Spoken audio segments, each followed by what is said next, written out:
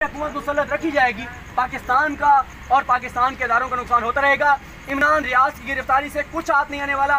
302 में तो नहीं गिरफ्तार कर रहे ना, ठीक है। कोई मुल्की सलामती पर हमले पे तो नहीं गिरफ्तार कर रहे ना। जो मुल्की सलामती पर हमला करने वाले हैं, जो डायलिक्स करने वाले हैं, जो डायलिक्स 2 करने वाले हैं, जो मेमोगेट करने वाले हैं, जो पाकिस्तान की फौज पर हमलों के लिए उकसाने वाले हैं, उनके वोटों से, और वो खुद तो आज इक़्तिदार में है, तो इमरान रियाज का आप क्या कर लेंगे? सदीक जान, चूँकि सहाफ़ियों के ऊपर ये हमला है, इमरान रियाज जैसे सहाफ़ी के ऊपर हमला हो गया, ये जो आज़ादी इजहार के चैंपियंस हैं, जो खुद को कहते हैं कि हमसे बड़ा कोई आज़ादी इजहार का चैंपियन नहीं है, वो उनकी मुनाफिकत कब खत्म होगी? वो यहाँ पे क्यों नहीं पहुँचे? आप पहुँचे हैं, समी इब्राहिम साहब पहुँचे हैं, अरशद शरीफ साहब पहुँचे हैं, सिविल सोसाइटी के लोग पहुँचे हैं, पॉलिटिशियंस पहुँचे हैं, आज़ादी इजहार के चैंपियंस कहाँ पे हैं? देखिए, ये जो आज़ादी इजहार राय के चैंपियन बनते थे, मेरा तो शुरू दिन से एक मौक़िफ़ है इनके बारे में कि ये मैं हमेशा कहता था, देखें ये वो लोग जो अपने आप को एंटी एस्टेब्लिशमेंट कहते थे, जो अपने आप को फौज के मुखालिफ कहते थे, आज वो फौज के साथ क्यों हैं? आज वो फौज के गुण क्यों गा रहे हैं? फौज के तो नहीं एस्टेब्लिशमेंट कहना चाहिए, एस्टेब्लिशमेंट के गुण क्यों गा रहे हैं? क्योंकि मरियम नवाज साहिबा ने बूटों पर जबान रख दी है। जितनी देर मरियम नवाज साहिबा बूटों पर जबान रखेंगी वो प्रो एस्टेब्लिशमेंट होंगे। जिस दिन मरियम नवाज साहिबा जबान उठाएंगी एस्टेब्लिशमेंट के बूटों से, उस दिन फिर वो एंटी एस्टेब्लिशमेंट बन जाएंगे। उनका वो एंटी एस्टेब्लिशमेंट नहीं है, वो सिविल सुप्रीमेसी नहीं चाहते, वो नवाज शरीफ की सुप्रीमेसी चाहते हैं। वो नवाज शरीफ को अपना अंदाजा समझते हैं, वो नवाज शरीफ के बेनिफिशियरी हैं, वो नवाज शरीफ की मोहब्बत में फौज पर हमले करते थे, अब नवाज शरीफ की मोहब्बत में वो खामोश है। जिस दिन नून लीग को फिर इदारों ने अपनी सपोर्ट खींची, इदारा वाकई न्यूट्रल हुआ, ये हुकूमत धड़ाम से गिरी, वो फिर फौज को गालियाँ देने लग जाएंगे। जिनके सृष्ट में, जिनके खून में फौज की नफरत शामिल है, वो कभी फौज से मोहब्बत करने वाले नहीं हो सकते। और जिनके खिलाफ कार्रवाइयाँ हो रही हैं, ये फौज से और पाकिस्तान से मोहब्बत करने वाले लोग हैं। फिर भी कल को ये फौज के साथ खड़े होंगे। जो आज बज़ाहिर तर्जमान बने हुए हैं, यही बात में किससे निकालेंगे? हमें फलां जगह बुला के ये कहा गया था, हमें फलां जगह ये कहा गया था, ये किससे बाहर आएंगे? थोड़ा सा इंतजार कीजिए। तो सिद्दीक साहब बताइएगा कि क्या आपको भी थ्रेट्स हैं, क्या आपके खिलाफ भी कोई एफआईआर वगैरह दर्ज हुई हैं, क्या कहेंगे आप? नहीं, मुझे कोई इस तरह का जो है वो थ्रेट नहीं है। और क्योंकि मैं ये भी समझता हूँ कि मैं कुछ ऐसे भी लोगों को देख रहा हूँ जो जानबूझ के ऐसे काम कर रहे हैं कि उनके ऊपर एफआईआर हो। और वो ये क्योंकि बदकिस्मती से कुछ लोग ये कोशिश कर रहे हैं कि क्योंकि इमरान खान साहब अब नाम ले रहे हैं बहुत से साफियों को, उनकी कोशिश है कि हमारा भी नाम किस तरह से आ जाए। मैं इस चीज़ को भी सपोर्ट नहीं करता। जायज़ तनकीद होनी चाहिए, अल्फाज जो है उनका चुनाव ठीक होना चाहिए, ये मेरा मौक़िफ़ है। और बाकी ये है कि हमें जैसे ये रजीम चेंज हुई और चैनल से ऑफ एयर कर दिया गया था, और ये एक ज़रूर सज़ा थी, लेकिन मैं इसको भी सज़ा नहीं समझता क्योंकि हमने कोई कंप्रोमाइज़ नहीं किया और हमसे इनकी तारीफ़ें नहीं होती, ना हम इनकी तारीफ़ें कर सकते हैं। और ना ही हम उन लोगों में से नहीं हैं कि हमें कहीं से कहा जाए कि आप क्योंकि इनको हम ले आए हैं और ये हमारे लाडले हो गए हैं। मरियम नवाज सजदा कर गई हैं, हमें सजदा कर दिया सियासी तौर पे, हमें सियासी क़िबला व काबा हमें मान लिया है, बूटों पर ज़बान रख दी है, तो अब आप भी इन पर तनकीद बंद कर दीजिए। तो सॉरी, ये काम हम नहीं कर। क्या समझते हैं कि कल जो वीडियो रिकॉर्ड किए है जिसमें जनरल कमर जावेद बाजवा साहब से मुखातब थे इमरान रियाज साहब, तो क्या उसी वजह से गिरफ्तार किया गया?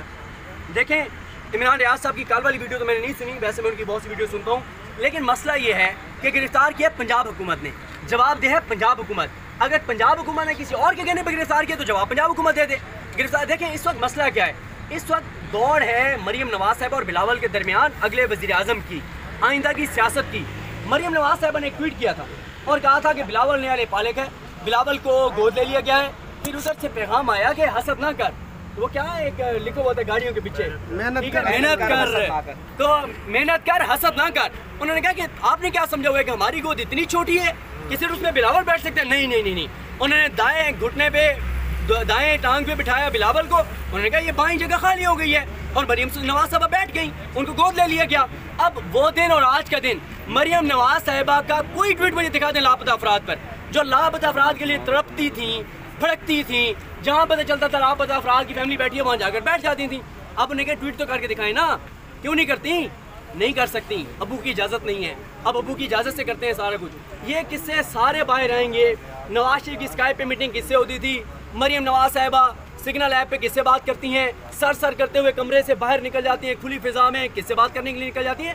ये सब किससे बाहर आएंगे, थोड़ा सा वक्त लगेगा। अयाज मीर पे हमला हो गया, आज ये गिरफ्तार भी हो गए, तो क्या मामला है अगले साथियों का, क्या देखते हैं आप? ये तो रुकने वाला नाम ही ले रहे। देखें, हम तो खड़े हैं, समी इब्राहिम साहब, अरशद शरीफ साहब, आरिफ उम्मीद भट्टी साहब, दीगर जो हमारे सीनियर्स हैं वो जो अहकाम देंगे, उनका जो लाएमल होगा वो हमारा लाएमल होगा। इमरान रियाज खान साहब के हक़ में जो भी तंजीम, जो भी साफ्ती ऑर्गेनाइजेशन इकदाम करेगी हम उसके शाना बिशाना होंगे। और ज़ाहिर है मैं अब ये नहीं कहना चाहता कि मैं सबसे आगे होऊंगा, हम सबसे आगे होंगे, नहीं, हम अपने सीनियर्स के पीछे होंगे, हम उनको रिस्पेक्ट देना चाहते हैं, उनके लाएमल के साथ चलना चाहते हैं। हम कोई ये भड़के मार के अपने नंबर नहीं बनाना चाहते कि हम आगे हैं, नहीं, आगे वही हैं।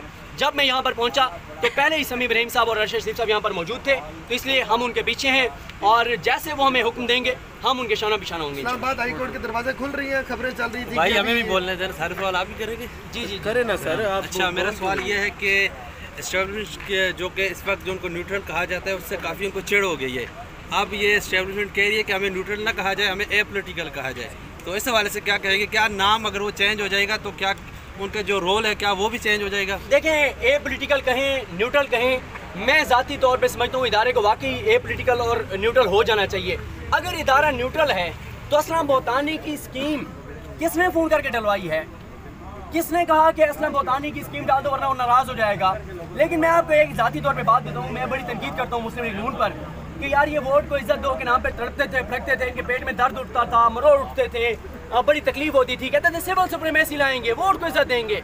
मैंने सोचा कि 2017 से 2022 तक तब्दीली क्या आई है, तो मैंने इस तब्दीली का उन्वान ये सोचा कि रेंजर्स के एहलकार के इशारे से सेक्टर कमांडर के डंडे तक 2017 में नैब कोर्ट में मियां नवाज शरीफ साहब का केस चल रहा था और उस वक्त सारी काबीना एक मुजरिम के साथ वहाँ पर पेश होती थी, मुलजिम के साथ पेश होती थी। तो एहसन इकबाल साहब वज़ीर दाखिला थे, एहसन इकबाल साहब आए, उनको रेंजर्स के एक एहलकार ने यूँ इशारा किया, उसने कहा पीछे पीछे पीछे, खबरदार आगे मत आना। वो सके वज़ीर दाखिला, उन्होंने बड़ी फड़के मारी, बड़ी उन्होंने गर्जे, मैं ये कर दूंगा, मैं वो कर दूंगा, कुछ नहीं कर सके थे। उस वक्त ये हुआ था कि रेंजर्स एहलकार ने एक इशारे से उनको पीछे भेज दिया था। अब कम अज़ कम नून लीग सिविल सुप्रीमेसी में इतनी तरक्की ज़रूर कर गई है कि पहले रेंजर्स एहलकार का इशारा चलता था, अब रेंजर्स एहलकार के इशारों से वो बात नहीं मानते, अब सेक्टर कमांडर को डंडा देना पड़ता है। तो जहाँ पे एहसन इकबाल साहब जैसा वजीर सिविल सुप्रीमेसी वाला वो एक सेक्टर कमांडर के डंडे पे चलता हो तो उनको शर्म आनी चाहिए वोट को इज्जत दो के बयानी की बात करते हुए। बहुत शुक्रिया, बहुत शुक्रिया, थैंक यू वेरी मच। शुक्रिया।